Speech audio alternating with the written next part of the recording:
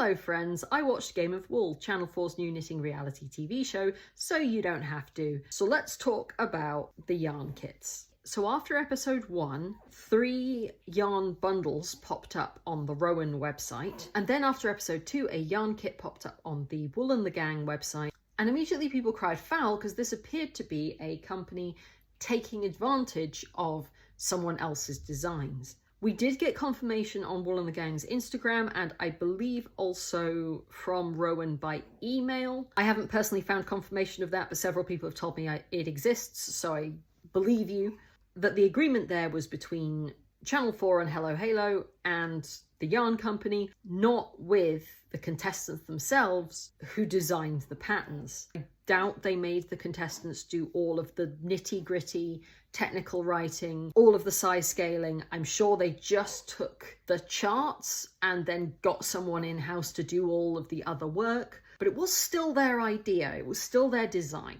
Reading between the lines, it would seem that no one is paying the contestants for these designs. I will say there has been some commentary that it's disrespectful that the contestants are only credited by their first name, not their full name. I'm actually in favour of this. So the reason they basically never give you real people's full names on reality TV programmes is so you can't stalk them. As a YouTuber, I am incredibly aware that people get weird about this stuff, and I will never willingly put my full legal name into the public eye for that reason, because I am nobody and people still try and find me, and it's weird and it's creepy. And I respect that nobody wants to be putting the contestants in that position, especially when they're on national TV and the number of people who are seeing them is just so much more. Having said that, they've all got Instagrams.